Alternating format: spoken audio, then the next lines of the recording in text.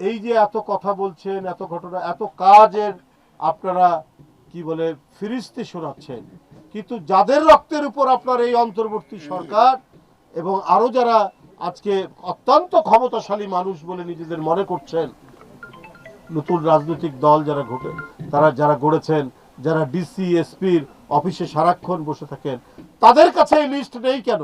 কেন আরমান মোল্লার ছেলে আজকে এতিমখানায় থাকবে? আজকে তো তাদেরকে সব দিক থেকে সরকার এবং রাষ্ট্রের দায়িত্ব ছিল এই এই এই পরিবারটির পাশে দাঁড়ানো, এবং এই পরিবারের সন্তান সে মানুষ না হওয়া পর্যন্ত তার ভরণ পোষণ এবং তাদের পড়াশোনার খরচ এটা তো সম্পূর্ণ সরকার এবং রাষ্ট্রের দায়িত্ব। যে ব্যক্তিটি নিজের জীবন দিয়েছে তার সন্তানরা আজকে এতিমখানায় চলে যাবে, এটা হতে পারে না। বিএনপি যদি ক্ষমতায় আসে, প্রতিটি শহীদ এবং যারা আহত হয়েছেন প্রত্যেকটি দায়িত্ব তখন রাষ্ট্র দায়িত্ব পালন করবে।